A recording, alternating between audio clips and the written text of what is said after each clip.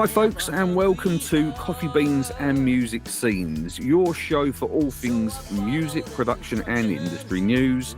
I'm your host Smudge, and as always it is my great pleasure to welcome our co-host Mr. Tony Ross. How you doing, mate? Yeah, I'm fine, Smudge. How are you? Everything's great here. Not too bad, not too bad. I think as most people in Europe at the moment, we're all sweating a bit at the moment, aren't we? It's getting a bit hot and muggy, and we've got rain and thunder. You've got the beautiful sunshine, haven't you? Yeah, we've got 32 degrees at the moment. We're going to get thunderstorms later on, but the weather is really, really warm. In fact, my wife's been sitting in the garden. She's given up. She's had to run indoors and find some shade. So it is hot, hot, hot. Well, as typical, us Brits will complain when it's cold, we'll complain when it's hot. Well, I think we just like to complain a bit, don't we, about all things. So absolutely. We got a great show lined up for you today, and as with all things, we've got a news roundup, 3 industry-related news items, and we're going to go on to our spotlight topic. And the spotlight topic for this week's show is what do we need from a computer for music production? So there's going to be hopefully loads of great tips for you coming up with that one. So let's start off with our news roundup. Tony, do you want to go first? What's your first item you got this week? Yeah, I mean, I'll just kick up first. Kick off first. I actually use my MIDI keyboard controller, something from Arturia. I got the Keylab Essential. It's actually a great MIDI controller.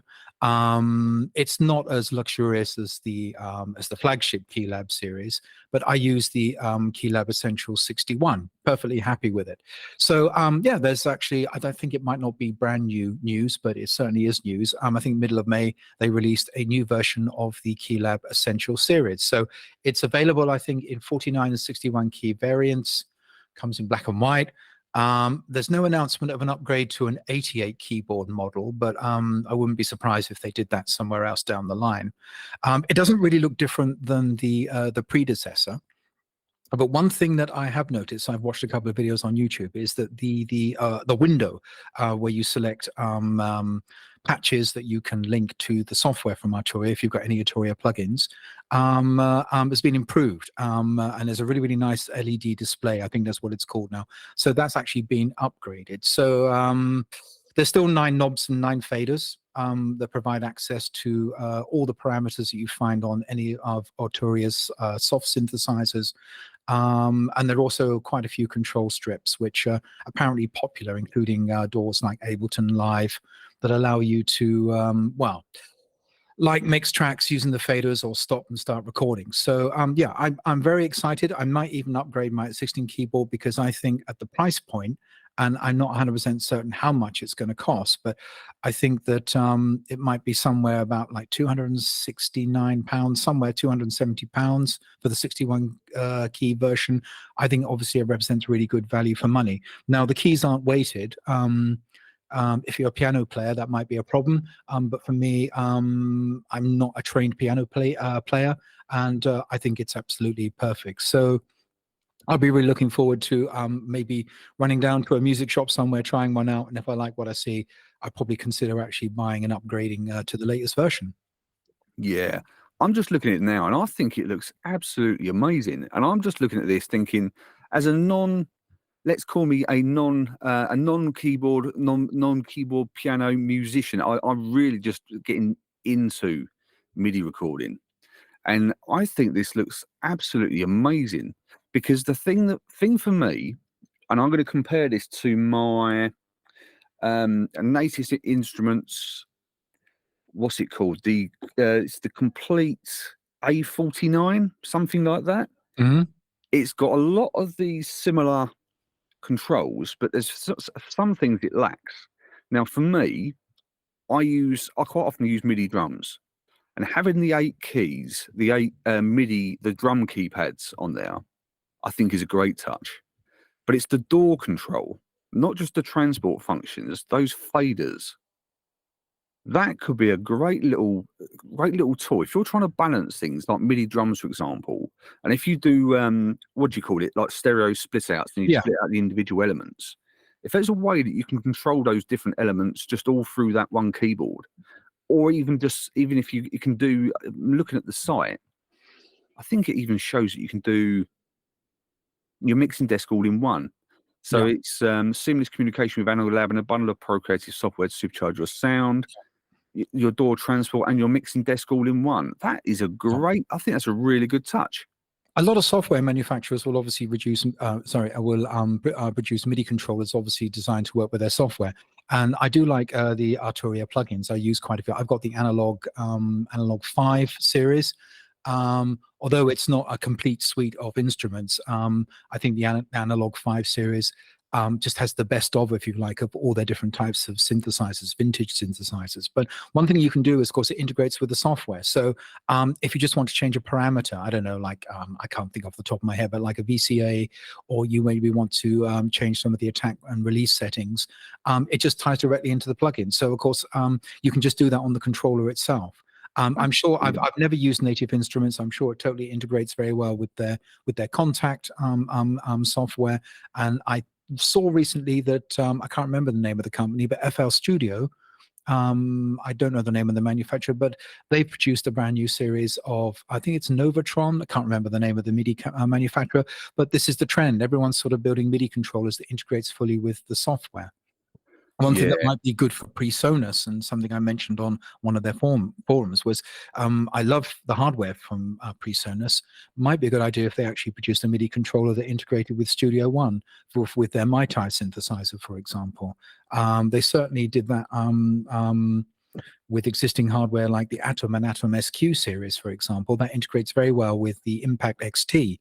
So I don't see why maybe PreSonus couldn't think about them maybe developing a MIDI controller for Studio One. As I said, FL Studio now has a dedicated MIDI controller, and it just makes everything easier.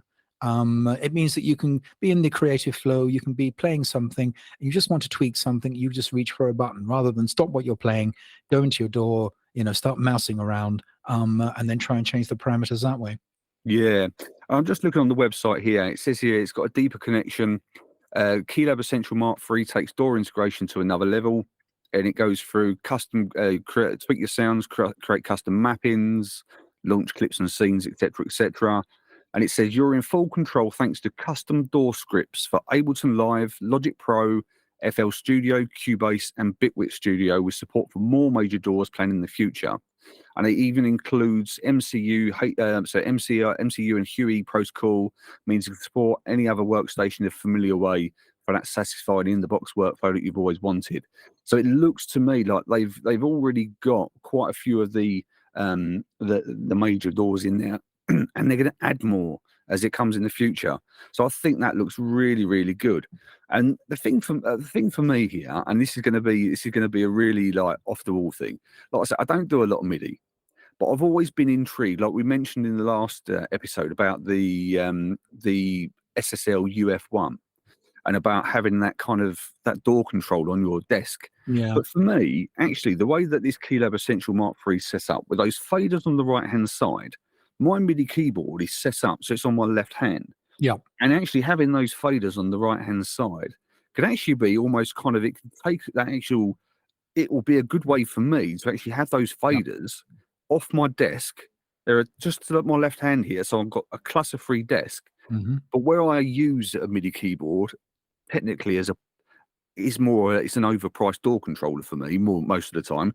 This would be genius for me just to have it in my setup. So I'm going to look at this one with very closely. And like you say, price-wise, for the 49 keys, €199, and for the 61 keys, €249. Great price as well. Yeah, it is a good mid-range option. As a keyboard player, I grew up playing keyboards and synthesizers and bands. That's how I got into music. It's something you can get mini keyboards, which are fantastic, but I need a full-size keyboard. And for the price point entry, aiming at the mid-budget market, this is actually a very, very good price. I think that it represents good value for money. And Arturia is a great company that actually produces great products. And it does integrate with their software. But of course, they mentioned, and as you mentioned, by obviously reading some of the information from their site, is that using the Mackie protocol you can probably then actually reassign the knobs and faders for any function on any DAW that you're particularly using. I know this is in Logic Pro X, how you possibly would do it. You would then use the Mackie controller, and then you could assign different keys to carry out different functions. So I think it's very, very versatile from that respect. Doesn't necessarily have to tie in. You don't have to have Arturia software and plugins to get the best out of the hardware device. Yeah, absolutely, and it looks really good. And for those who are more in the know than me, the good thing about this, it also has a MIDI out as well, because not all of them do they? They're all, No. a lot of them are just USB. Yeah, but this gives you a couple of options there. yeah. Fantastic. I think that's an absolutely great spot. Cheers. So the first one up from me is going to be Samplitude. Now this is a bit of I call this a little bit more it's an unknown or lesser shouted about DAW, but it is a fully fledged DAW, and it comes from the family of products by a company called Magix, and they also own Sequoia. Now Sequoia is it's a high end bespoke mastering suite.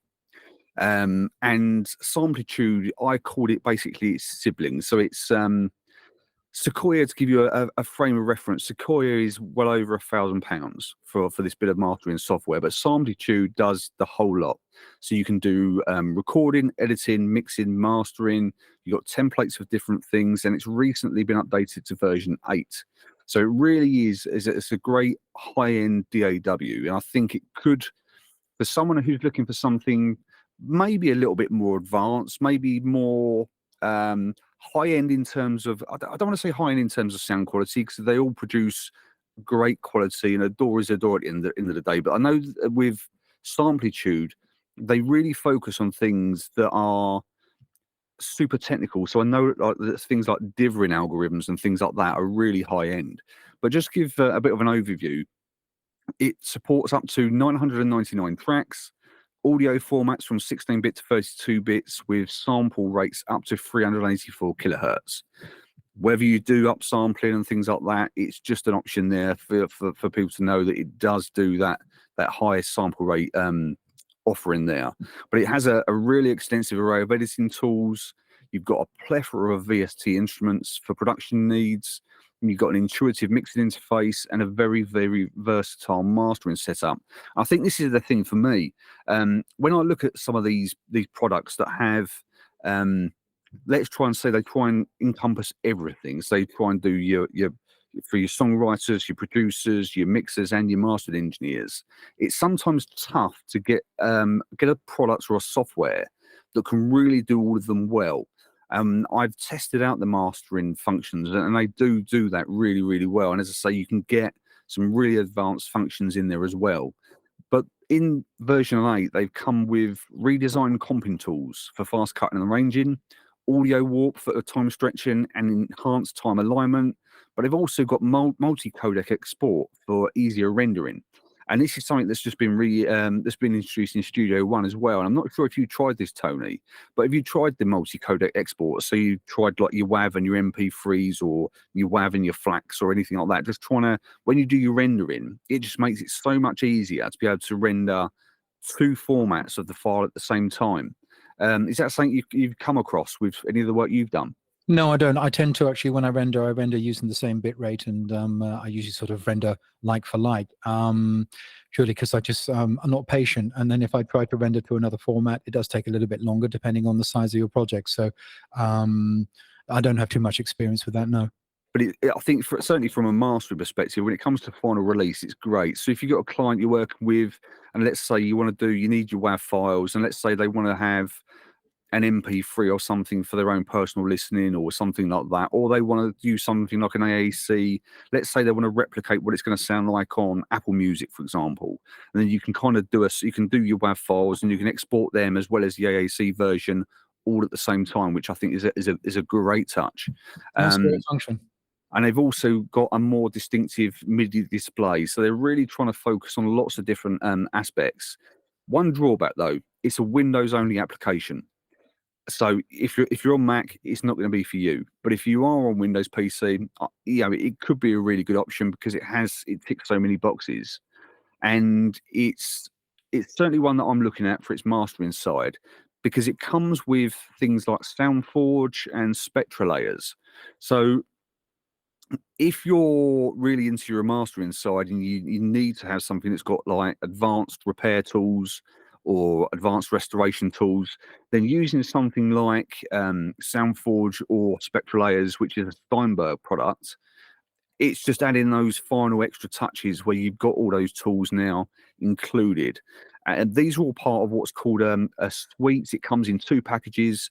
So you can have a standalone version, which is just the standalone Samplitude on its own, or you can buy it in a suite format, which comes with your Soundforge and your Spectral Layers. It also comes with Melodyne Essentials, as well as a couple of the isotope products. It comes with I think it's the RX Essentials as well as the Ozone Essentials as well. So you get a real good package there. And they offer it in perpetual licenses as well as annual or monthly subscription. So you've got enough there for, if you're more into perpetual, you can do that. Or if you like your subscriptions, you can do those offerings as well. I just think it's a really good offering that's it's not talked about. I hear a Sequoia a lot, but I very rarely hear anyone mention Samplitude. I've never heard of it. I've never heard of it. Exactly, and it's from a company that's got great reputation in not only audio but audio and video and all sorts. So I just think it could be an option if you're on PC and you're looking for a DAW and you want to do, if you are someone who wants a little bit of everything, that you can do all your songwriting, you can do your mixing and your editing with some advanced functions, and I think this could be a great option for those out there who want something like that. And this is a company called Magix, you said? Magix, yeah. Because I'm just having a quick look. I think there's 2 versions, isn't there? There's one called Samplitude Music Studio. Well, the Music Studio is a bit like I don't want to say it's a bit more of a dumbed down version, but it's more focused on the Music Studio. Is a bit like, think of it like maybe like a garage band version of Logic, right? That kind of thing. It's like they offer a range of tools for different people with different needs.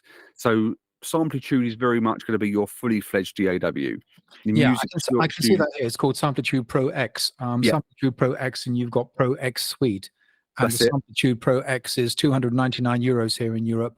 But the Pro X Suite is $399. But as you said, I think it's available on a subscription service. And here in Europe, they're offering it for $9.99 a month. That's a special offer instead of $14.99 a month. So yeah, it looks like a great piece of software, fully fledged studio. But I was looking at actually the other version, the studio version. It does actually come with quite a few instruments. Although I think here in Europe it sells for something on the lines of €64. In fact, they got a special offer here actually at the moment, 50% off. So instead of €129, it's only €65. But you get 32 instruments. It's got a movie score collection, complete bundle. It looks like a fully fledged DAW. It's got 5 drums and percussion, 6 synthesizers. It's got 5 orchestral software plugins. Yeah, I mean, even at that price point entry, it still seems to be good value for money. Yeah, absolutely. I think this is the thing, and a lot of companies are starting to take this kind of model now, where not everyone needs a fully fledged DAW, do they? If you're someone who just wants to create music, you don't need something with all the bells and whistles. Sometimes you just need something that's a little bit more user friendly and just something that's going to enable you to be inspired to create music. And if you're not interested in the mixing side of things, and and the editing and the mastering, then it's good to see that these companies are offering these more versatile, would you say? I don't want to say lesser and dumbed down, because it's not lesser and dumbed down. No. More strategic, let's say. It's more focused on that song creation aspect, which I think is really good. And the other thing I just noticed here as well is they also offer support, and this is something we were talking about a little while ago, around support for third-party hardware. So, for instance, Studio One, the PreSonus fader port, it offers support for that, and Softube Console 1. So they're obviously thinking about lots of different workflows and lots of different people here. So yeah, I just think it could be a really good option for a lot of different people. Yeah, I mean, as we know, all DAWs have their different workflows, and everybody has their favorite, but essentially they all achieve the same thing. And if this is a piece of software, I haven't looked at it, but if it just means that somebody can get into it and create music, and I think that's what it's all about at the end of the day. So it's the tools to achieve the job. The company, I remember way back about a decade ago, this is actually a company that's quite well known, and I don't know too much about the history of DAW development, but everyone had their band-in-a-box version, didn't they? I remember in the early days of Windows 3.11 and Windows 95, there was a company I remember buying the software called Band-in-a-Box. But this company, I thought Matrix, actually had a similar software product that was actually doing the rounds about a decade ago, and I considered actually buying it. I might even downloaded it. So it's good to hear they're still in the game. Yeah, fantastic. So that's one from me, and we got another one, another Arturia one here, and I like this one as well. So what's your next one, Tony?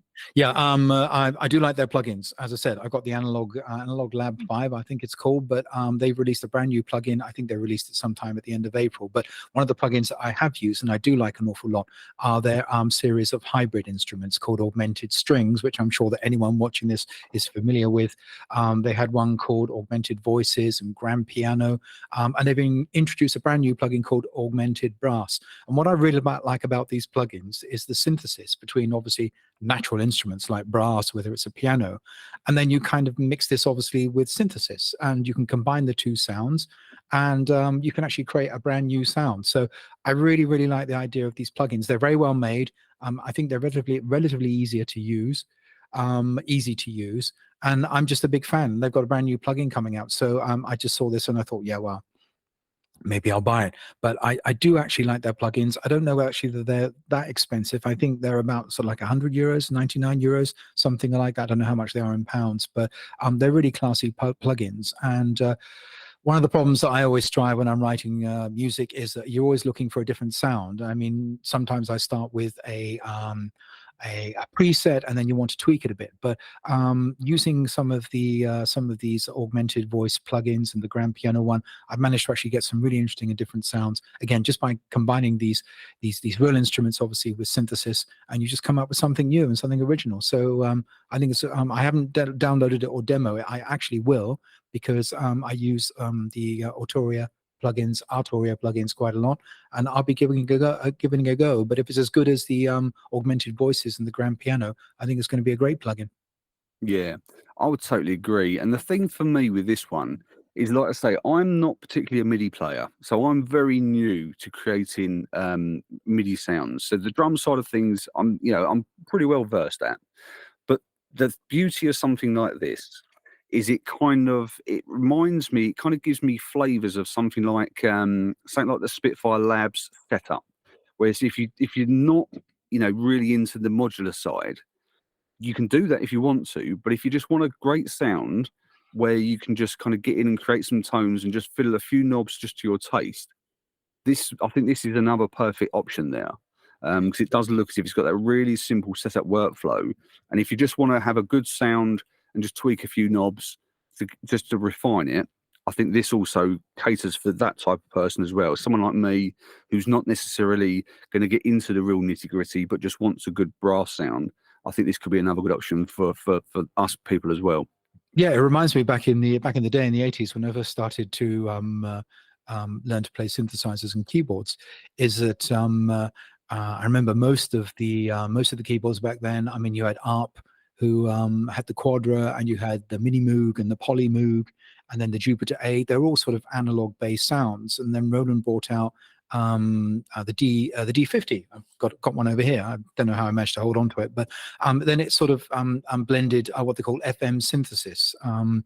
The technology I'm not completely familiar with, and the fact I had this thing, I never really learned how to program it, but some of the sounds, combining sort of natural sounds with synthesized sounds, was something new, and I think it's very creative. And I like using plugins and software that tries to combine the two natural elements and natural sounds that you find, and then trying to obviously manipulate that sound using some kind of synthesis. So yeah, I like the trend. I tend to gravitate towards those kind of plugins. But like you say, is that, as I said, I had this D50, Roland D50, which I still have.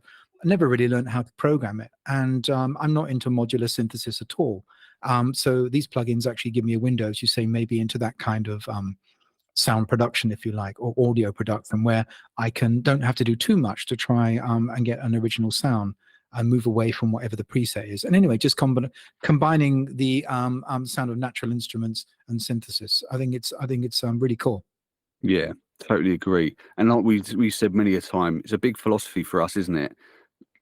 You know, we're here to to focus on the technical sometimes, but we need to focus on the music. And tools like this where just allows people just to focus more on the music. If you want to get into the technical, you can do it, but it really gives you an option to focus more on the music rather than the technical elements at the same time. So yeah, I think that's another great spot from you there, Tony. Cheers. So next up for me, this is a bit of a different one, because this is actually a streaming platform called, hopefully I'm going to pronounce this right, QoBuz. And thing for me, right, streaming platforms, I'm a bit torn around streaming platforms, because they're great in the sense that they offer a lot of music to a lot of people, and I like that. But for me, I also try and look for something that's going to offer fair, let's say, compensation for the artists. It's going to support the artists, but also going to support the end listener as well. And this QoBuz, for me, I really like the idea of this, because it's not only a streaming platform, but it offers streaming in high-res audio. And for those who don't know, a lot of the streaming platforms out there, they offer they stream their music in a lossy format. So it's going to use something like an MP3, QoBuz, or AAC codec. Now, what that effectively means is when you listen to a song and you have the ability to download that song, it's going to compress the size of that song file. And to do that, they do it in a way that's called a lossy format. So it will, I don't want to say it will ruin the sound of the song, because it doesn't ruin the sound of the songs, but a part of that compression will take away certain frequencies. So for example, on the MP3s and things like that, to reduce the file size, they technically will lop off a lot of the high end. So you're not getting the true sound as it was intended when it was recorded. But QoBuz, they offer this high-res audio, and it's either done in CD or FLAC format. So CD basically is going to be, a traditional CD format is a 16-bit 44.1 kilohertz. So it's kind of CD standard. So it's going to be the same. If you bought a CD, it will be the same quality that was on that CD. Or they offer the FLAC, which is going to be 24-bit and 96 kilohertz. So it's what they call their high-res audio. So this is a standard. So it's a lossless format, or offers it in both lossless formats. So this is going to be great if you're someone who wants to reference material. So if you want to listen to songs and compare them for engineering purposes, this is going to be a great option. Or if you're someone who's more of an audiophile, I think this is going to be another great option too. But the other thing here is it also allows you to purchase the music directly from QoBuz.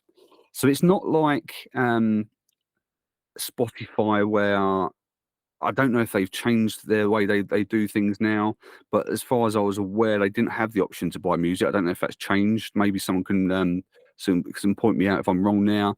Obviously, if you've got something like iTunes and you listen to Apple Music through your desktop, then you have the option to buy music that way. But QoBuz offers you direct access to download and buy the music direct.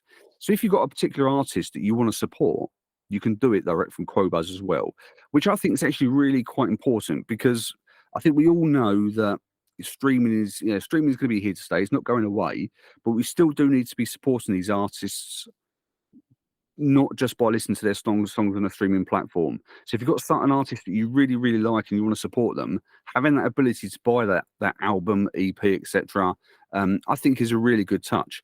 And I think I've just looked on here, Tony, that's Smarto Effector on there as well. So, we're on there. Brilliant. They're on there. So it's just a great way to support your favorite artists. And the reason that I've pointed this one out is up until the 12th of July, you can get 1 month free and then 2 months at half price for the Studio Solo monthly plan, which is a great deal. So you get 1 month free and then 2 months, I believe it's around about the £6.50 mark. The standard price for the Studio Solo, their monthly plan is around £12.99. But you can do they do offer other plans, they do family plans, etc.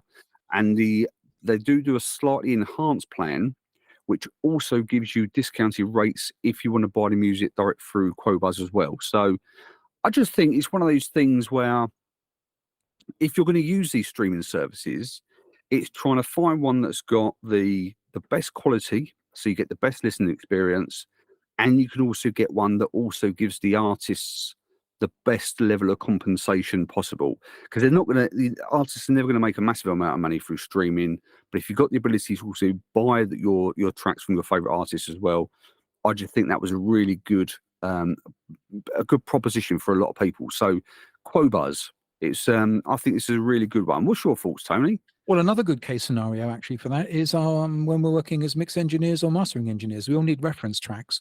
Yeah. And of course, I think until very recently, there must be sources somewhere on the internet. If you wanted to reference a particular popular track, getting hold of a high resolution, high quality WAV file that you can use as a reference was not easy, put it that way, unless you actually own the music. I mean, there is a convoluted way where you probably could then export it from CD and then convert it into a WAV file or FLAC file or whatever the file format would be. But there again, probably bearing in mind that it's only 16-bit, but you know, that only would have implications for the noise floor if you were mixing or mastering. But anyway, to cut a long story short, I think this could be a win-win. I mean, the artist gets money for downloading the music, and also you get a high quality track that you can import into your sessions and use as references. There are other companies now, for example, who have developed software where you can capture audio high quality from the internet, and you can use that in the software and use that as a reference point. So there is probably now, as technology and AI evolves, there's a probably more cost-effective way of doing that. But I mean, certainly by supporting the artists, and you want to put up a good portfolio of reference tracks, really good quality, I mean, you would just need to maybe download 5 or 10 from this particular service, and then you could bring them into your mastering sessions or mixing sessions, and then you've got high quality audio to get accurate referencing against. Yeah, I would totally second that, because the thing for me is if you've got an artist you're working with, and let's say they've got a particular reference that they say, well, this is in the style of, you might not want to use that as part of your reference portfolio, but actually to have the ability to listen to it online or however you want to listen to it in high res format is great. So you've got that reference material there available to you when you need it. But if you want to then build a portfolio of reference material, you can then download those individual tracks or download those individual albums to create your own referencing portfolio.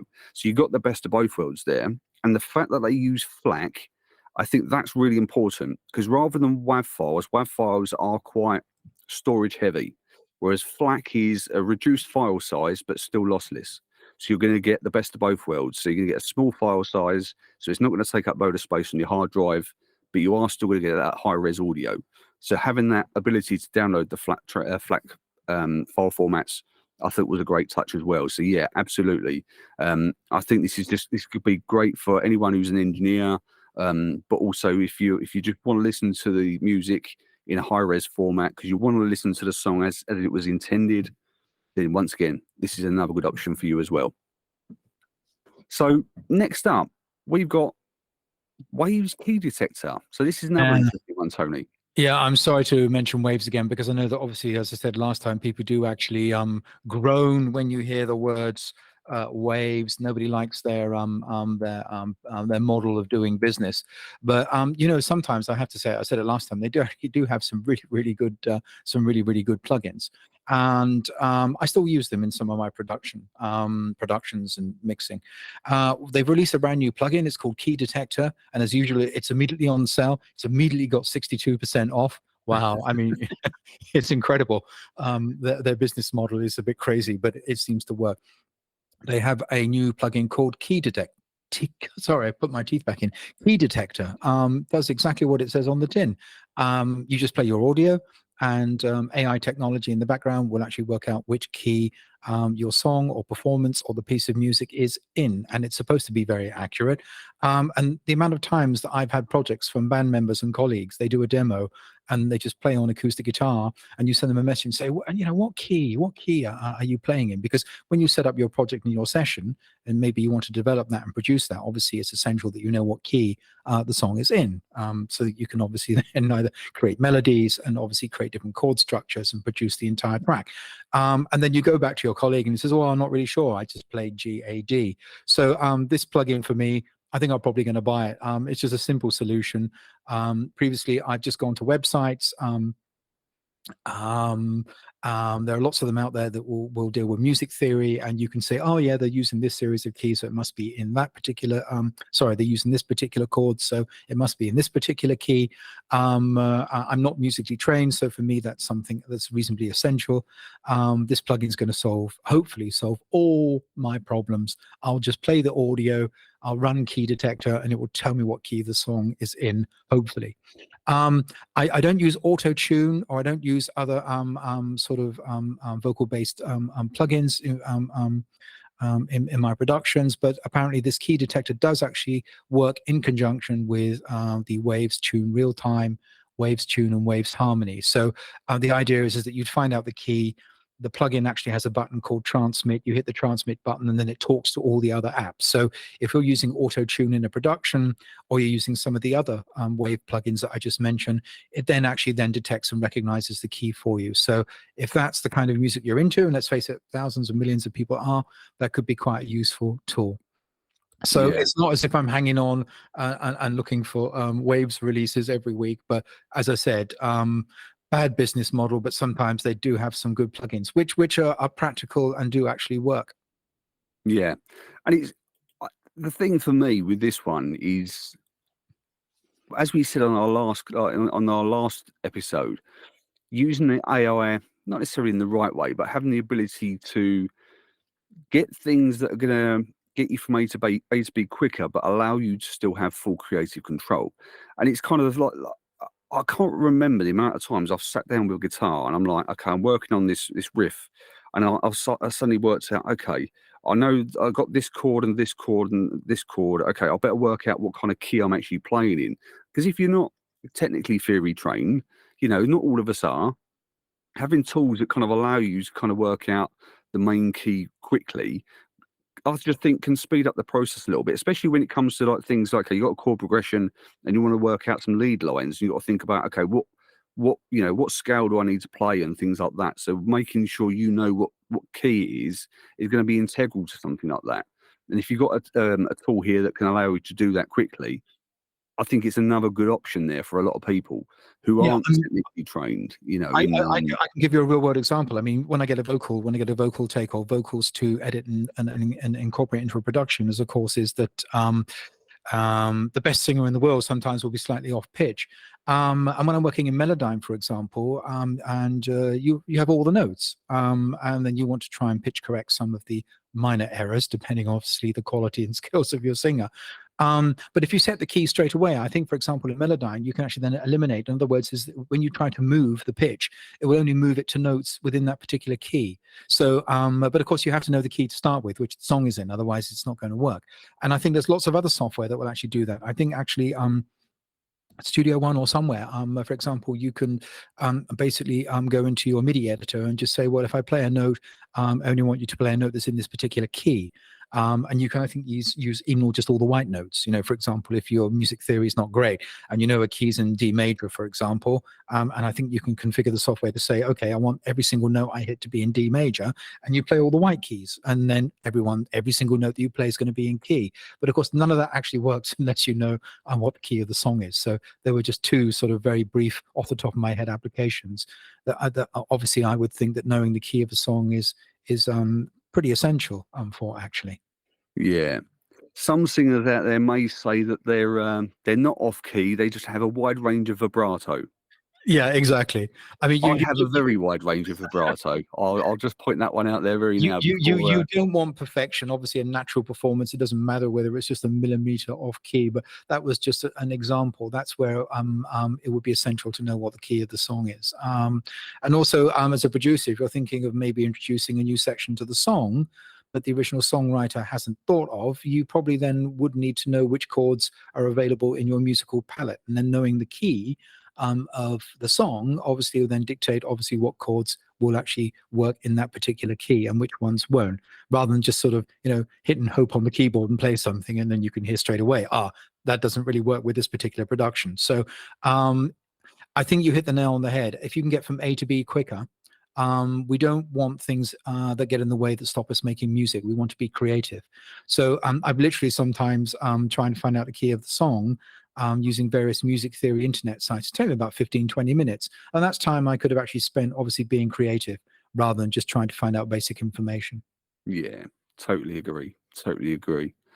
So the last one up from me is this. It's almost like I want to say it's almost like Groundhog Day, because we've got another IK Multimedia Group Buy that's come up, and this is now, I believe it's running up until the 2nd of August. So it says on the website up for another 24 days. So if anyone doesn't know what the IK Multimedia Group Buy is, the Group Buy is they have quite a vast selection of plugins, and the way they do it is the more people who participate, the more plugins you get for free. So you buy one plugin, and then you get a set amount of free plugins dependent on how many people join. So, for example, as of this morning or as a recording, there were 320 participants, which means if you buy one plugin, you get free. But give you an idea, it can go up to 16 plugins for free. And I'll give you an idea as to the numbers here. If you buy when 2,000 registrations are reached, so when 2,000 people join the group buy, you get 8 plugins free. And they're saying up to our goal of 10,000 participants, giving you 16 qualifying products for the price of one. So the group buy is a really, really good way to get your hands on lots of different plugins.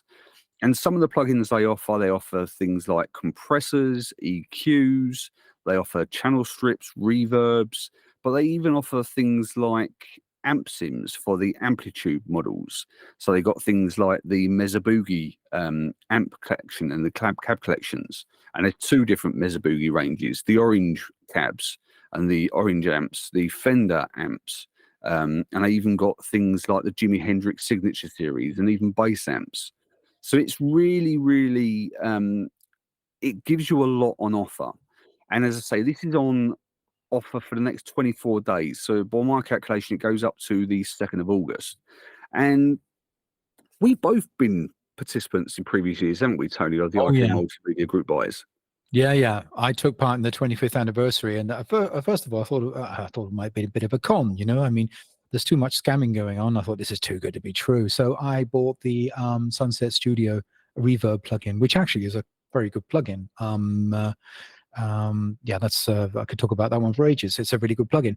But I think I paid, I don't know, about 150 euros. And then actually I got another 25 plugins on the back of that, all valued at 150 euros. So you can imagine how much money I potentially saved.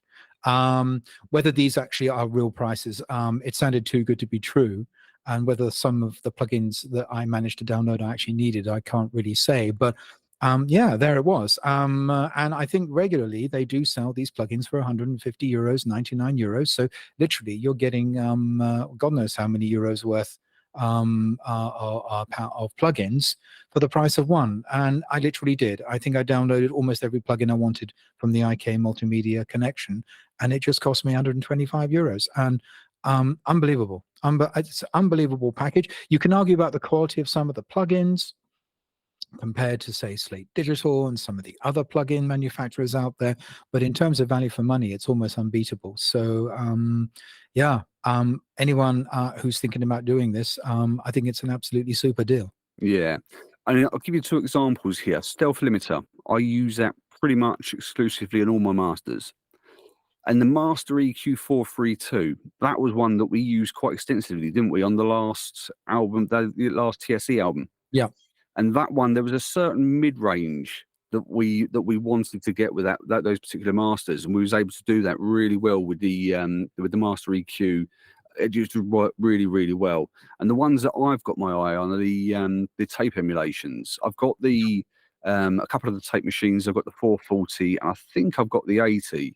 But the Tascam emulations, they look really good. So I've kind of got my eyes on them. So there's still a few there that I haven't got. But I think it's one of those things, if you've been part of one of these group buys before, and we spoke about this earlier, like you just mentioned, it's sometimes difficult to work out, do you need any more of the other ones that you haven't got already? Yeah, absolutely. But it is a real good way to get a really good handful of plugins, all different sorts, whether you want something like a reverb or something like an amp sim, or if you want just something, a few compressors and EQs or channel strips even. It gives you the ability to get those at a fantastic price point. Because the more people who join these group buys, the more free plugins you get. They've also got their ARC system on there, which I thought was quite interesting. I know they've had that previously. So if there's anyone who wants some kind of room correction software, they obviously offer that one. The only downside to getting ARC through the group buy, you still need to buy the microphone separately. Yeah. But it does, obviously, it gives you the software a much reduced rate, because effectively you can get it for free. Yeah. But it is just well worth looking at if you want to get a bunch of plugins and you don't want to spend, hundreds and hundreds, maybe even thousands of pounds. The group buy is a good way to do it, because you can get access to them for one price, and as the group buy expands, you also get more products for free. So yeah, I don't think all the plugins are actually included. You have to buy what's called a qualifying product. And then I think actually your choice of products is limited, but I would say that it's almost like 80% of their entire plugin offering. So it's not as if I think they're going to bundle in a couple of cheap plugins that they normally can't sell. For example, as you say, I use Amplitude. Is it Amplitude that comes from them? I use it all the time. And through the buy-in, I was able to buy in some of their collections, like the Brian May collection, the Slash collection. They have Fender amp collection, Orange amp collections, the SVX bass amplifier collections. They're all really good quality plugins, and I've used them extensively. I think they're really, really good value for money, even if I had to buy them full price. But the fact that I was able to get them through this scheme was fantastic.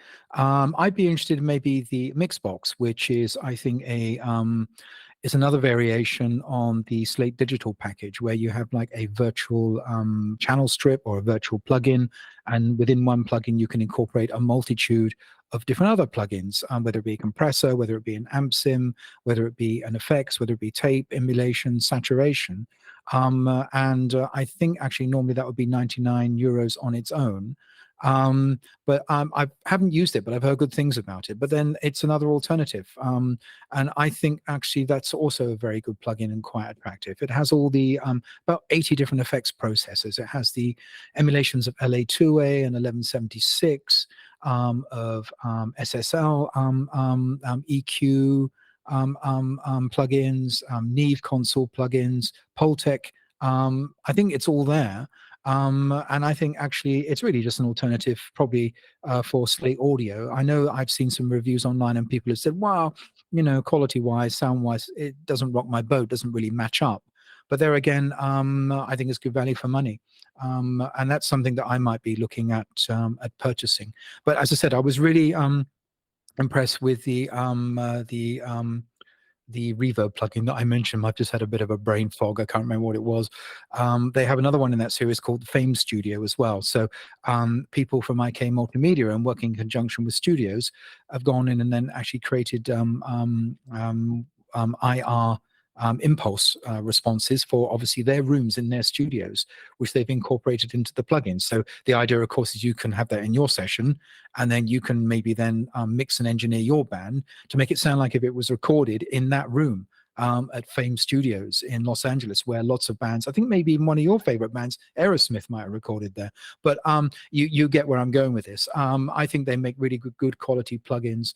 And I'd be looking at maybe they have another plugin, as I said, Fame Studios, and maybe the Mixbox plugin. I certainly would consider buying and then buying into the scheme. And I'm sure that I can expand my collection pack from Amplitude somewhere along the line. Yeah.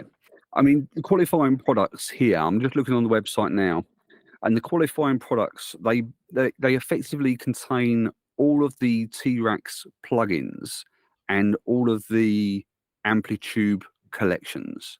So one thing they haven't done this time round is they haven't included things like Amplitude. They haven't included things like Tonex or Syntronic or Sample Tank.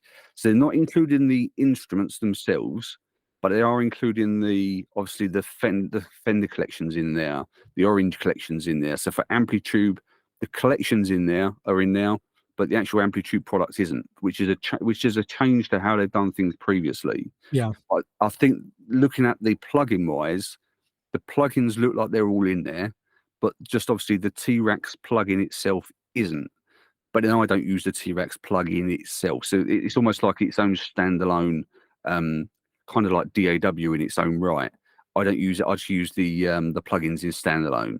But yeah, from my brief view here, it looks like they're all in there. So you've got all the Fame reverbs, you've got the Sunset Sound reverbs, you've got the British channels in there, you've got all the emulated EQs are all in there, even the space delay and the Leslie's, all the tape machines.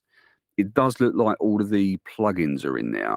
And I think the other thing, just to kind of note here, I don't want to say recommendation, but one piece of advice: if you can afford to, then I would recommend buying the most expensive plugin you can afford to that's on your list, because any free ones that you get have to be the same price or lesser in value than the one you buy.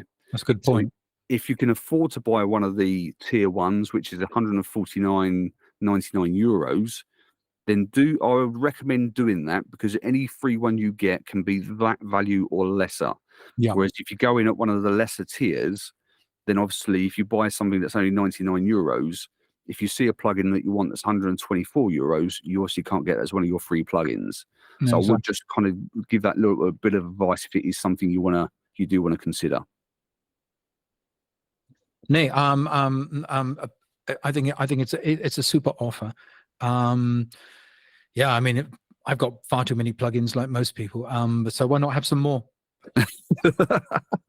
That's the thing, is it kind of gets a bit like I'm trying to think of a comparison. I'm trying not to upset some people by making some inappropriate comments, but it's kind of like plugin collections, and it's Yeah. like you can get so many, and I'd literally just whittle down my hard drive, and I'd got rid of so many, especially with all now the Wave stuff's gone. That's kind of taken like 4,000 off my hard drive anyway, with all the different versions of the same plugin you get. But I think I've whittled it down to about 300 now. But even now, I still look and think, oh, just Yeah. do that one. It's kind of one. which 1176 plugin should I use today? Today, I think I'll go for the Waves one. Yeah, that's really cool. I go for that. Does it sound any different to the one from IK Multimedia? Well, I don't know. I think it's one of those things, isn't it? When people say the quality of this against the quality of that, everything's subjective, isn't it? And Yeah. it's kind of like, especially with these emulations, and we were talking about this just a little while ago, these analog emulations. The problem with an analog emulation is it's emulating one particular unit. And the thing with analog gear is they all have because they're all handmade and they're all bespoke, and they may be made of the same parts, but they all react differently at different times of the day and at different temperatures, etc. So you never get an exact recreation using an analog piece of hardware. So if you're using an emulation, that emulation is of just one unit. They may have done a few passes through that one unit, so you might get a few variations, but it's still only emulating one unit. So you're never going to get a precise emulation. So I do think a lot of this, when these comparisons against someone else's, of course you're comparing against it might be the same unit, but if it's a different particular model, then it's not going to be the same emulation, is it? So No, absolutely not. I think we do have to take a lot of these, some of this feedback with a pinch of salt. But it's once again, it's just one of those things there. I think it's a good offer if you're in the market for some plugins there. Yeah, totally agree. Right, that's enough for the news. Let's get on to the spotlight topic. I'm really looking forward to this one. And the spotlight topic for this week is, what do we need from a computer for music production? And we've purposely left this one unscripted, haven't we, Tony? Because I think this Yeah. is such a really good topic to discuss. I think there's a lot of myths out there, and a lot of BS. And let's start by let's just have a discussion around this topic. So, what computer do we need for music production? Good question. And first off the bat, Tony, let's dispel this myth: Mac versus PC. It's a non question. It doesn't matter really, does it? No, it doesn't matter at the end of the day. You just have the right tools to the job. Yeah. The choices then come down to operating system. Yeah. If you like Windows, then Windows, go for a Windows PC. If you like the Mac operating system, go for a Mac. It's pretty much that simple. The only differences are going to be, I think, if you want to get into Logic Pro, you have to use Mac. Yeah. If you want to use, say, something like Samplitude, or if you want to use something like Cakewalk, you have to use a PC, Windows PC. Those are really the only choices. I think the only difference will come, and this is probably a little bit more subjective, and this will change over time. Where Mac excels is, especially with their new native chips, is noise. PCs can be a bit noisy depending on what kind of setup you've got, and whether it's laptop, desktop, it can all change a little bit. Macs do run just consistently quiet, don't they? Yeah, they do run consistently quiet. I mean, one of my last PCs was a 2020 MacBook Air, and it's got no fan. Wonderful technology. This was an improvement, I think, that Apple used as one of their selling points, was that because they can integrate their chip technology now with the rest of their hardware rather than using Intel chips, is that they could actually run a very lean, small laptop with a small footprint and have it fanless, completely noiseless. So I was using a PC before, a Dell Inspiron, really not really set up for music at all, and the fan was a bit noisy. It never really was a problem when I was recording, but I mean, you just hear the noise. And I remember the difference the day I opened up the MacBook Air and switched it on. It was completely silent, and I was sitting in my studio for the first time in complete silence down here, and it was wonderful. I could hear birds flying by outside, and small little, I don't know, insects sort of making noise making noises in the background. Yeah, but I mean, basically there was no noise whatsoever. So the fan, completely fanless, completely noiseless. I now have a new Mac Studio, which I purchased the other day. It does have a fan, of course, because it's a bigger PC, and obviously there's a lot more going on. It has a pretty mighty processor that needs to be cooled. But even I'm running that now, and it's virtually silent. There is some noise. So the improvement in chip technology obviously means that hardware manufacturers, of course, can now provide computers where fans are more efficient. And in some cases, they don't need fans at all. So it is an important consideration. And something when I bought my Dell PC that I wish I'd thought about was you focus on things like RAM and the size of your hard drive, and is the processor fast enough? But if your fan is particularly noisy, then that might cause you problems, especially if you do a lot of audio recording. You're recording yourself playing acoustic guitar, and of course, and recording into a microphone. You might find that you have a lot of background noise that you just really don't want there. Yeah, I totally agree with that. And one of the things, see, I'm on PC, so I've got a Windows PC and it's a laptop. I've used the Mac Mini, the M1 Mac Mini, and I've used the M1 Pro MacBook Pro. Both of them were great, but the operating system just wasn't for me at that time. It wasn't giving me, because I like doing various things. Obviously, music is going to be the main factor for me, but because I do some video editing, and I like to often play games with the kids and stuff. Mac isn't going to cater for all those different needs. So No. PC for me was great. But the thing is like the advancements in a lot of the PC technology now is getting to a stage where they have these silent profiles, and they're really blooming good. I mean, the one I got, I don't say, I don't want to necessarily say this is a recommendation. Take this with a pinch of salt.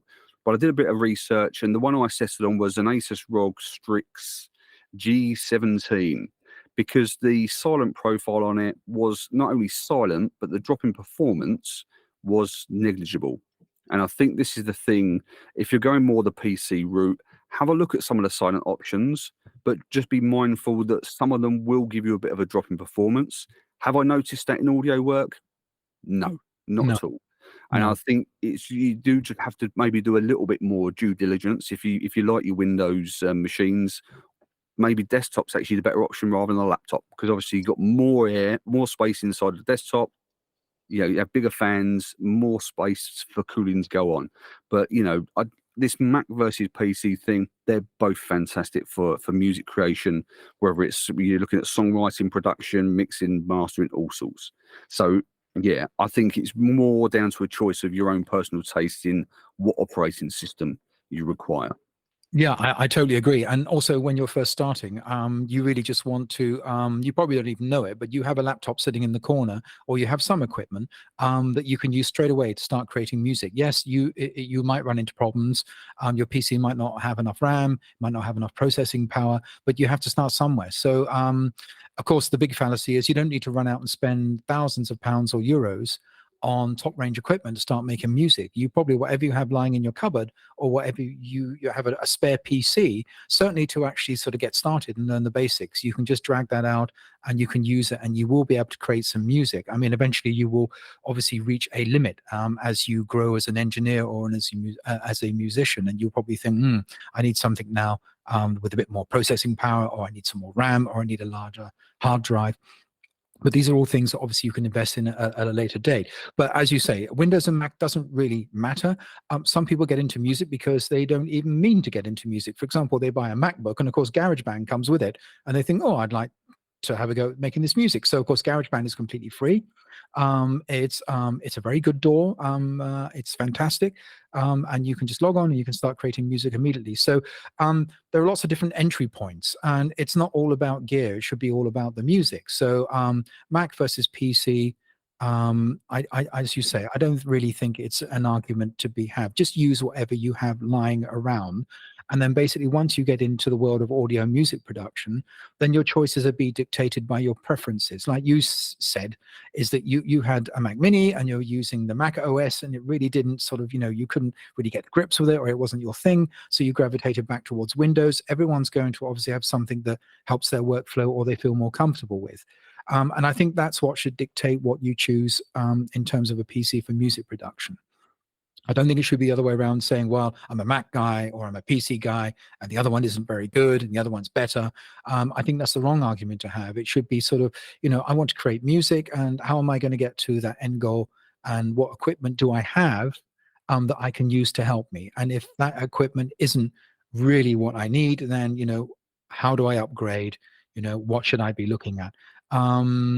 And there are, of course, a couple of today in modern music, you would have to say that, yes, there is a basic entry level if you want to achieve a certain standard of music and your workflow. For example, if you're a professional mastering engineer like yourself, or you're a producer, then, of course, entry level equipment isn't going to work for you. So you're going to have to choose carefully about the type of PC and the type of system that you have. Another argument to have is, well, do I want to travel with this stuff? Do I need a laptop, or can I just get away with a PC? And that, of course, will then dictate, obviously, what you're going to buy.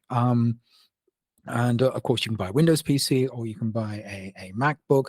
MacBooks are considerably more expensive.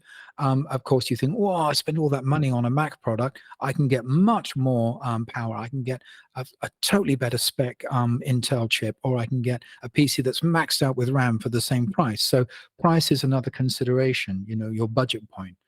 I remember when I worked in IT, and people always would stop me in the corridor and say, oh, Tony, I'm thinking of buying a new laptop. What should I get? That's exactly what they would say. And my first question would be, well, what's your budget? How much Yeah. money are you willing to spend? And also the second thing is, what do you want to use your new laptop for? If you just want to surf emails, surf the web and send the occasional email and chat to your friends on Facebook. Do you really need a 64 gigabyte Intel i9 processor laptop? You probably don't, because you don't need all that additional processing power.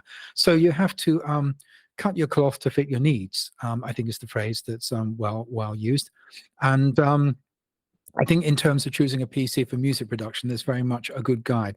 I remember when I started out 3 or 4 years ago, 5 years ago, I had a very low spec laptop, and I'd used Macs for a while, so I accidentally fell into the Mac world of music production.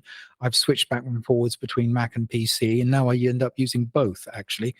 Yeah, but I learned an awful lot in that first year, and then I got to a point when I kind of knew what I was doing in terms of the software that I like to use, the principles about audio production, and then I got to a point where I'd reached the limit of what my computer would basically do, and then I looked around for alternatives, but I'd already had that year's experience under my belt, and I kind of knew what I wanted or what I expected from a PC in terms of helping me on my journey in music production.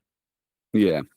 And I think this is the thing. It's probably a real good segue into the next part of this topic, because I think there's so many different options out there, and it can get really, really bewildering in terms of, you know, what you kind of need, and there is some false information out there. So I think what will be kind of interesting for us to discuss is what do we think some minimum requirements will be, without getting too techie. Let's have a think about some minimum requirements that we think, let's say, for both Mac and PC. So let's go for music production first, and this is going to be quite a varied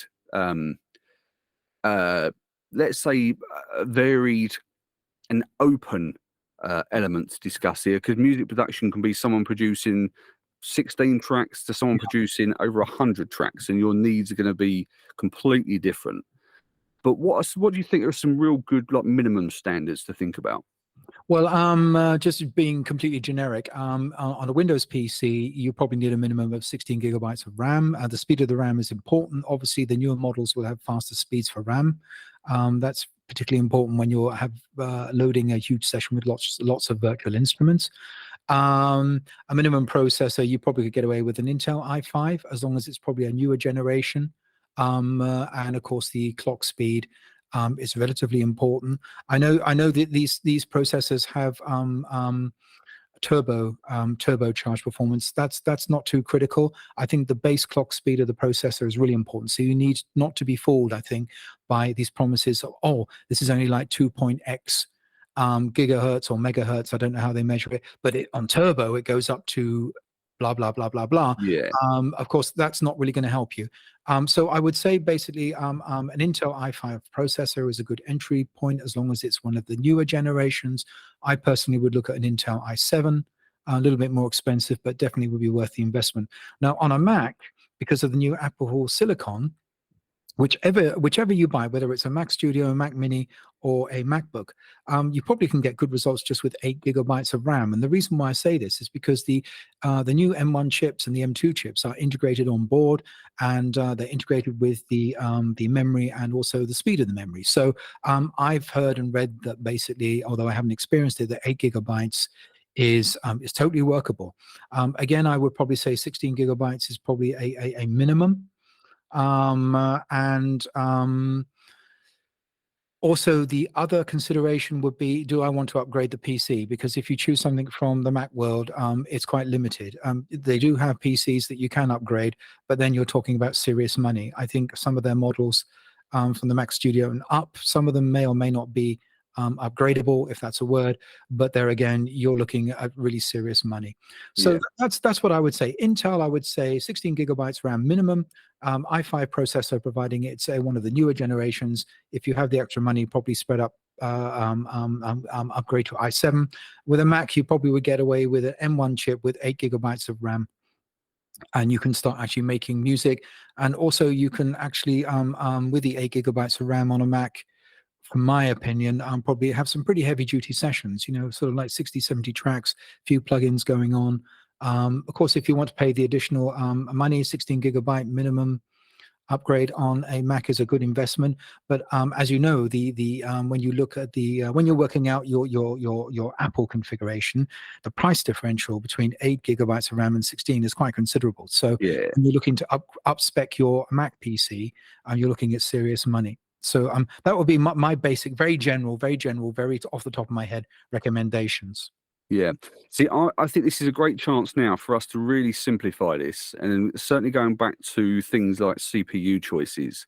And I think the i5 and i7, I think this is the thing here where I think we can really clear a lot of this up for people is an i5 and an i7 for Intel, for example. I can tell you now there are so many different variations of both processors. It's not just two different processors. They have so many variations of those different processors. And you have then considerations like, well, how many cores you need. And we've discussed about this, didn't we? And it's not so much about having an i7 with loads of cores, is it? You know, just because they advertise it's an i7, it's got a 14 core, 16 cores, and all these different variations. Reality is, you need to have high single core performance, don't you? Absolutely. So just try and think of, if you're getting an i7 over an i5, but if the i5 has a higher single core performance, higher single core clock speed, base clock, and this is the thing, it's really the base clock we want to home in on here. Like Tony said, the turbo speeds, basically the turbo speed kicks in when your CPU reaches that minimum base clock threshold. It kicks in the turbo, but it's not sustained performance, which is why you really need to kind of focus on that base clock speed. So considerations i5, i7, I think the newer stuff is going to be great. And even with the AMD stuff, that's what I'm using in this particular setup here. You want to focus more on your single core base clock speed. I think is probably a good recommendation. Would you agree, Tony? Yeah, totally. I would totally agree with that. And of course, when you're comparing Apple to Intel, it's a little bit difficult because I don't think Apple actually give official figures about their single core performance. But you can use Benchmark and other Geekbench, I think it's called. You can use other apps to measure that. But when you're buying a PC, you can't walk into a shop with a software copy on a USB stick of Geekbench. And yeah, but I mean, generally, there's enough information out there in the public domain. Various magazines and blogs and videos of people who've actually measured all these performance of these single core variations. I mean, great detail, so you can go online and find those. But I agree with that statement, absolutely. Yeah. Because your DAW and your software can only process, obviously, it'll only use one core to process all that information at a time. And the other thing, of course, remember is that I recently upgraded my PC. And is not the myth, but the misunderstanding around about GPU cores.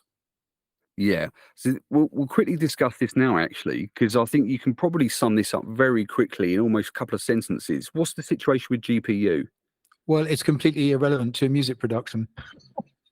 I think it is. I mean, outside of the only real benefit in having some form of GPU is effectively its graphical performance. So if you've got in your DAW, if you've got an intensive, let's say, the user interface of your DAW is quite intensive, and you start adding lots of plugins in, having a GPU to offload some of that to is beneficial, but it's not crucial. I No. think that's probably the best way to describe it. Would you agree, Tony? Yeah, I would agree with that from my limited understanding. But if you're in the world of music production, you're doing what we do or what you do so much, making YouTube videos, and you want to then present music production online. So, for example, you're running multiple applications, and you want to do that all in 4K, then a GPU or a high GPU core count might be quite useful because you want to. I think, for example, when you're using OBS and you're using hardware acceleration or hardware rendering, I can't remember the exact option, is that you then have to choose, which part of my PC is going to actually help render this video and audio. And then if you actually use the onboard hardware acceleration, I always use hardware instead of software.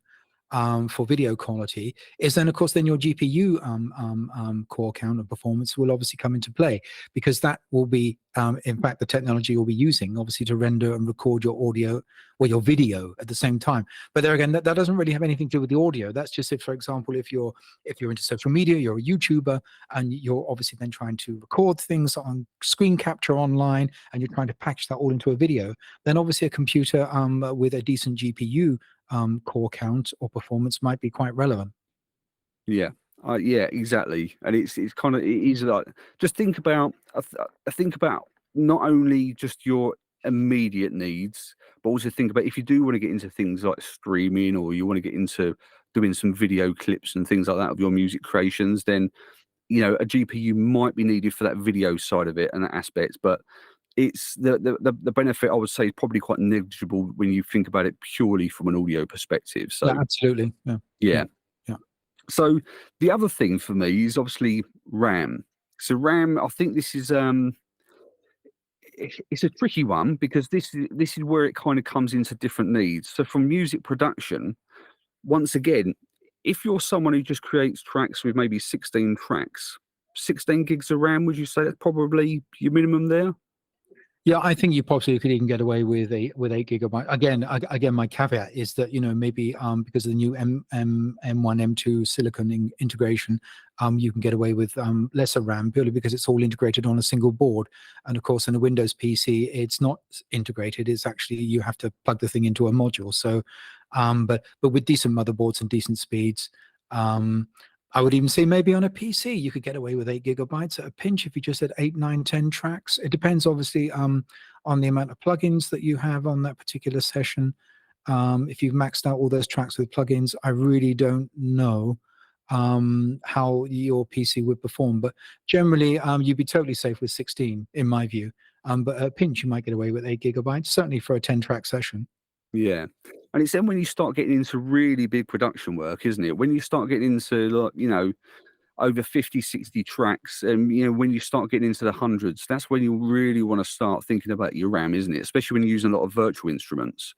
So would you say, like someone who creates, you know, uses a lot of virtual instruments with, say, 50 to 60 tracks, maybe around that mark, probably 32 gig RAM is probably around a good point for those types of people?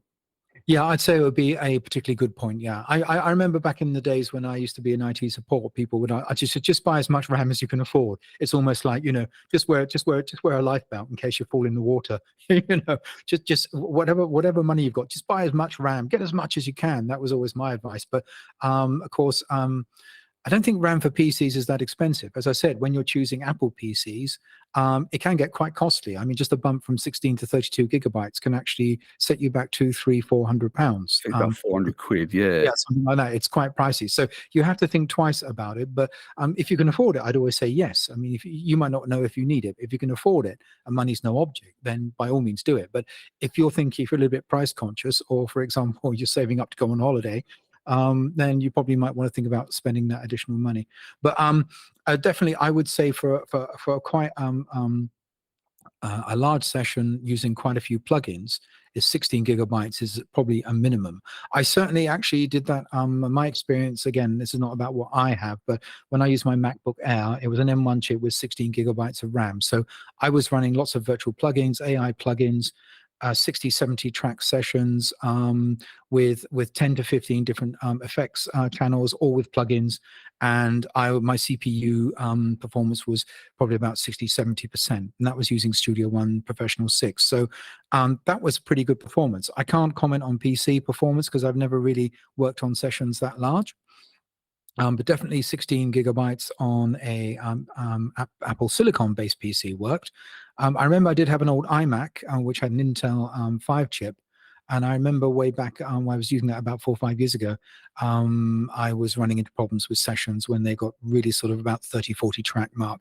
But we're talking about technology that's over 10 years old now. So I think you're probably right. I would say 32, yes, but you could get away with 16, depending on whether you're using a Mac or a PC. Yeah. And it's then when you want to get into if you want to get into really kind of advanced composing and things like that, you then have to start thinking you're going to have like 100 plus tracks and things like that.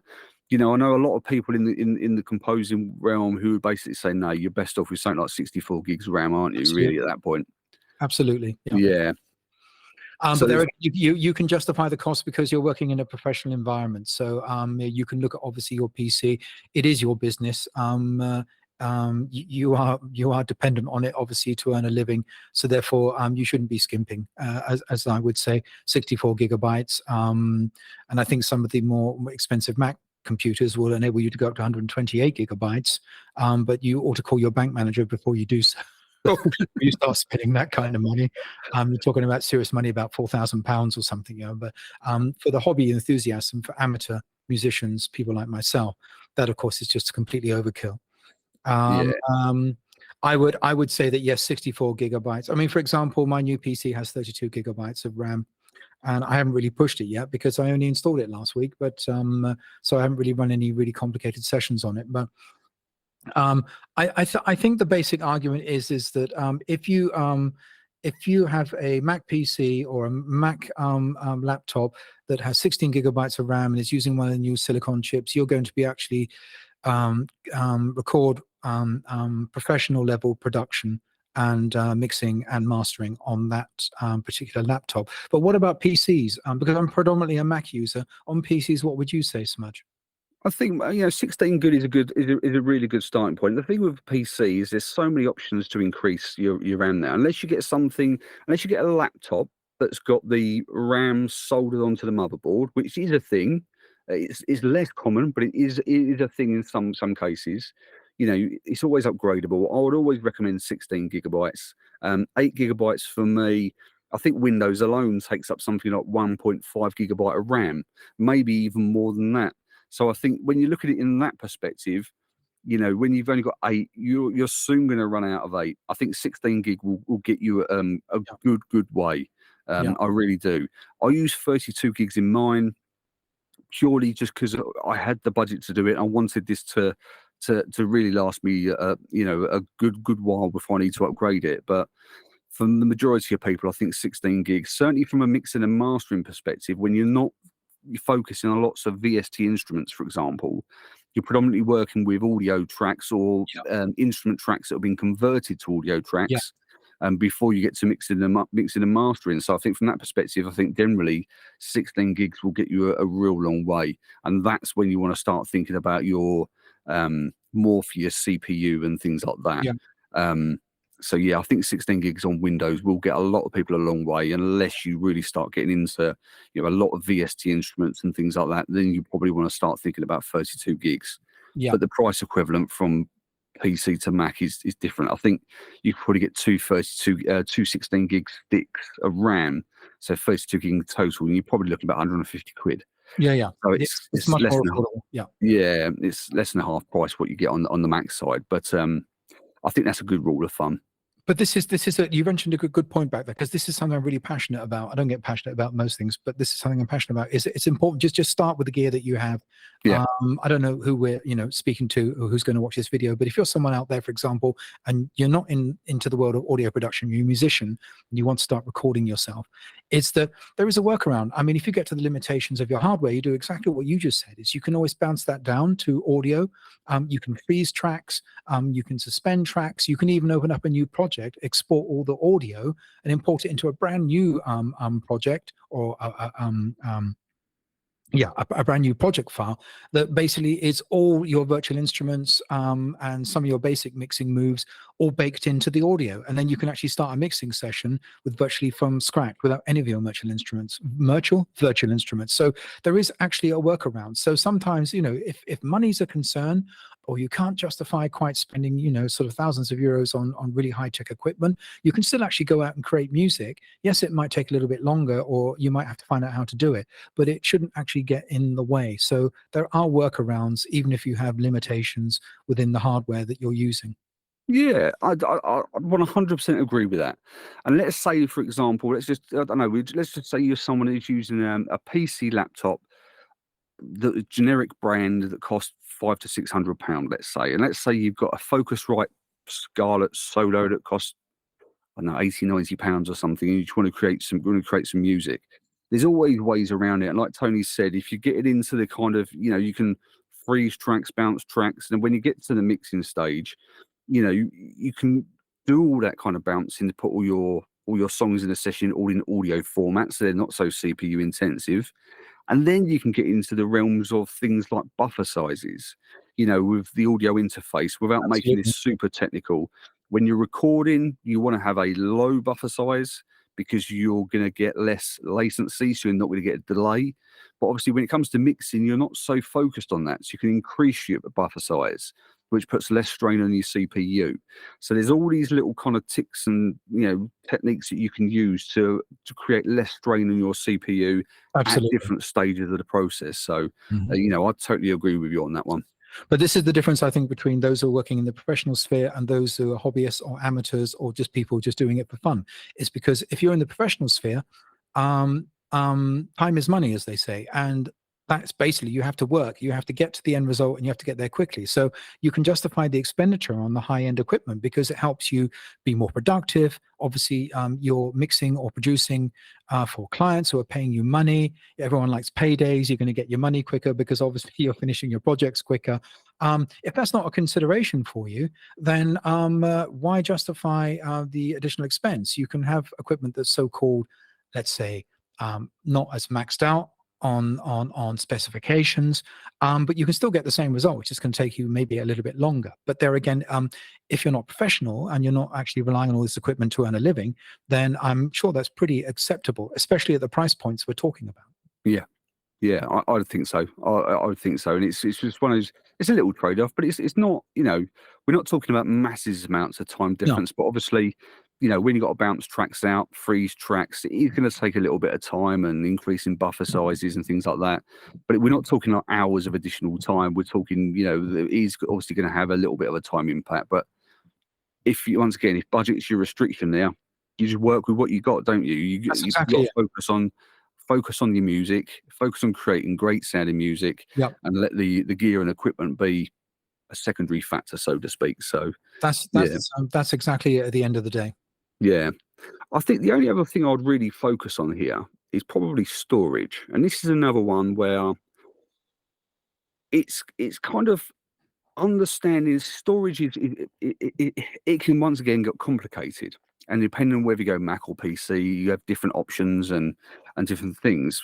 What would you say in terms of storage? I mean, I don't think we should focus too much on the types of storage. I think it's probably now fairly commonplace for pretty much most PCs now to have some form of solid state drive. So it used to be used to have hard drives, and you used to have different revolutions per minute, and then the speed of your hard drive would then that's another consideration. But most now computer systems will have some form of solid state drive. Yes, they all have different speeds, but I'm thinking more about storage size. What's your thoughts on storage size, Tony? Yeah, that's a very good question. Again, it depends on I think the amount of work that you have. If you're working in professional and you're working on lots of projects, you're probably going to need quite large amounts of storage. Oh God, it reminds me back in the day when I was in IT support. Yeah, I mean, as you say, the popular option is the SSD because it's quick, it's light, and it's cheap. There are still obviously storage drives out there that use the old technology, the hard disk drives. I recently had one that failed on me. Actually, I plugged it in and the thing wouldn't start. And thank God I had another drive where that data was backed up on. So that's another consideration, is that if you're using hard drives, they are slower, of course, in terms of data access, and eventually they might not work. So unless you've got an additional backup, you can retrieve the data. It's complicated. You could probably give that hard disk to somebody who then can actually just really pull it apart and retrieve the data. But really, I think SSD drives are the way to go because they're cheap and they're light.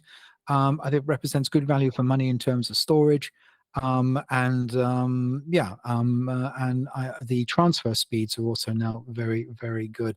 So I would consider, for example, I just give him. I've got a 1 terabyte SSD drive, and at the moment that's almost 3/4 full.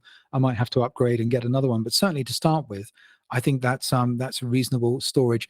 You probably could get away with 500 gigabytes, but I think 1 terabyte would be an absolute minimum as an entry level if you're thinking of storage. And the other thing about transfer feeds, a big mistake that I made was I thought, oh, this is fantastic. I get really, really fast data speeds. I've got Thunderbolt 3 or Thunderbolt 4, I don't know how many, 10 gigabits a second or something data. Fantastic. Plugged it in, and it wasn't that quick. One thing that I learned is, of course, you have to buy the cable that is capable also of transferring at that data speed. Just plugging a straightforward USB-C cable and linking it to your computer will not translate into those fast data speeds. You actually have to buy a USB-C cable that is capable of carrying that data. That was a mistake that I made. So I bought the super duper fast, I think Samsung I can't remember what it was, T5 at the time. And I thought, yeah, I'm going to get super data transfer rates. And it was just as slow as using a USB stick. And I thought, well, what's going on here? And then I realized that you needed to get the correct cable that can carry the data. I don't know what the technical term is, but that was just by the way, a bonus tip, if you like. I would definitely consider 1 terabyte. I know that I'm going to have to buy some more storage soon. If you're really concerned about having huge amounts of storage, and you still want to use hard disk technologies, maybe consider getting one of these small RAID systems where you have redundancy built in. So in other words, you can have like a little box and you've got like 5 or 6 hard drives. And then of course, all the data is copied across the RAID system. Therefore, you've always got a backup and you never lose your data. But there you're probably talking of terms of somebody who wants to have data storage like 30 terabytes or 60 terabytes, I don't know, or really huge amounts of data storage, which I would consider unnecessary for somebody who's a home enthusiast, amateur musician. You probably don't need that kind of storage or that system if you're not working in the professional arena. So yeah, I would say 1 terabyte. But it's cheap, isn't it? I mean, 2 terabyte isn't expensive either, and that's what I'd recommend. On PC, it's not. Mac, it's blooming expensive. I think it's almost as bad as the RAM upgrades, and I think this would be my recommendation. I would say go for. I would probably err on the side of caution of recommending 1 terabyte, but 500 gigabytes isn't unworkable.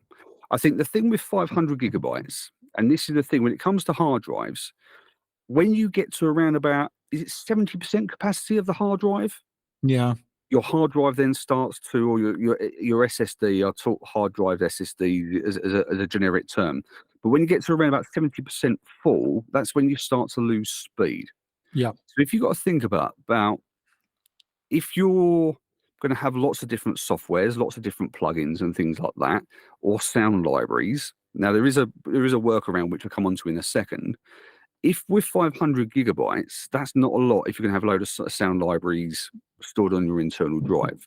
So that's really when you want to start thinking about a terabyte. And that's what I would still probably recommend that as a good, not only a good place to start, but it should last you a good while. Yeah. But whether you're on Mac or PC, I would recommend getting an external hard drive. Absolutely. And the reason why I say this is this. I store all of my essential applications on the internal hard drive. So your DAW, your plugins, they all go on the internal hard drive. But anything like song files, sound sets, that kind of thing, all goes on the external hard drive. Yeah. 2 reasons. A, it's not going to take up all your internal storage, so you shouldn't then run into issues with any hard drive speed issues further down the line, because some of these sound libraries, you're talking 50, 60, 70, 80 gigabytes, aren't you? Yeah. And if you then got 5 of them, your hard drive's gone, basically. Yeah. So I'd recommend getting an external drive, whether you're Mac or PC, they're cheaper. Because with Mac, if you the upgrades, I think it's something like, if you go from like a 500 gigabyte to a terabyte, on Mac, I think it's like another £200, $200. Yeah, it's quite Then expensive. double that up to 2 terabytes, you're looking at another $400 to $800. Whereas if you buy an external SSD, they're probably around about £150. So you can get another 1 terabyte external. Yeah. Then you haven't got so much, you haven't got to worry about that. You can get something that's going to be a good level for you for your internal storage. But anything that's going to take up a load of storage, like your sound libraries and your audio files, your song files, that can all go onto an external. But the other thing as well is sometimes if you start drawing off, when you're running applications and you're trying to then run off the song files and sound sets from that same drive, it can soon get built up. That's why I'd also recommend getting an external one as well. So you're not drawing the same all that information from one drive. It's coming from 2 drives, and it shouldn't bottleneck your system as well.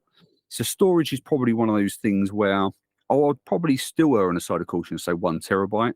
And mine is I've actually got 2 internal SSDs on my PC. One of them is the main system drive. I think it's up to about 300 gigabytes of 1 terabyte.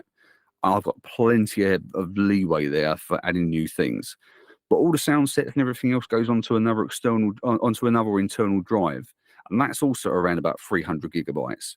So you can see how quickly at a 1 terabyte, there's about 600 gigabytes worth of storage there. I'd almost get up to that 70% limit if it was all in the internal, but having those 2, it's obviously splitting the load, and it's going to just create a much more efficient system. But I've also got a separate video drive. All my video files, they all get saved to another drive, so I'm not just keep clogging up the same drives with all this data. And I think that's just it's just a more efficient way, and quite frankly, a much better budget efficient way of doing it as well, especially if you're on Mac. I think it can get really expensive if you start adding on a bit of RAM here and an extra bit of hard drive here. You soon adding on 400 plus onto your base price of your Mac. So I think whether you're on PC or Mac, I think just an external storage solution could be a good way to go. Yeah, I totally agree. Actually, my previous comments, I really didn't understand. I was actually talking about external storage. So all the comments I made was actually, I forgot. I didn't realize that we were talking about internal storage. So no, I just back everything that up everything you said. I have a pretty similar system. My PC has got 500 gigabytes, and you're absolutely right. All I do is store system programs and system files on that.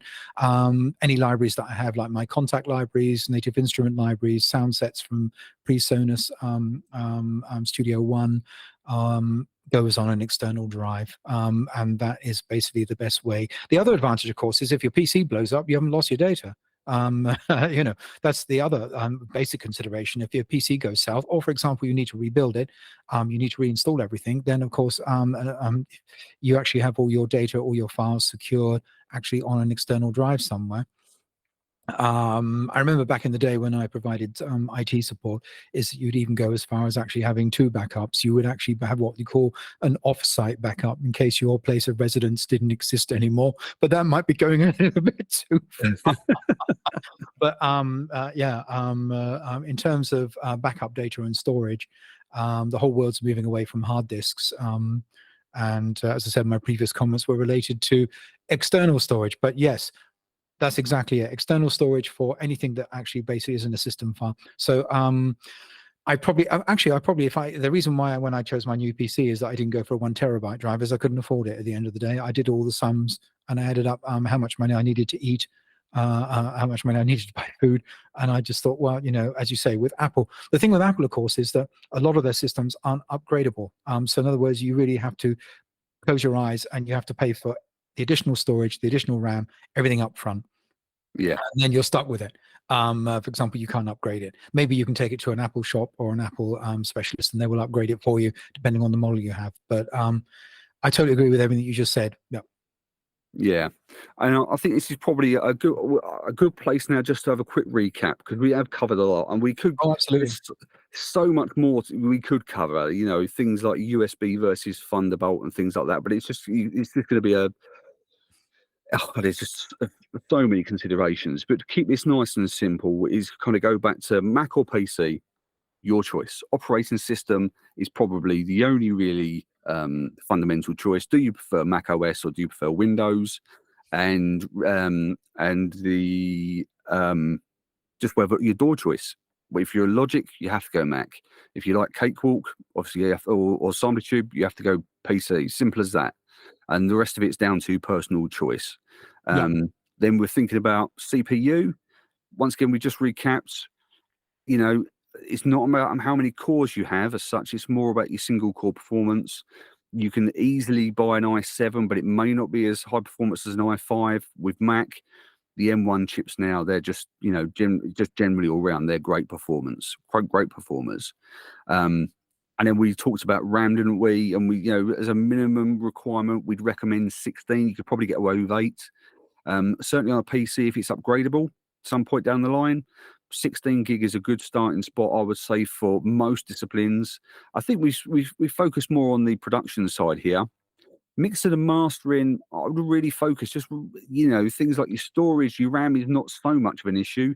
Focus more on your single core performance again and your storage, really. I Absolutely. would say they're probably your main considerations.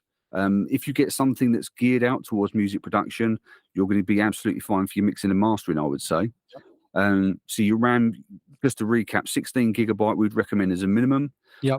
But if you do get into more advanced compositions or, you know, bigger song counts with VSTs, you probably then want to be looking at 32 gigabytes. Yep. And then really it then goes down to your storage, maybe your internal 500 gigabytes as a minimum if you have an external drive.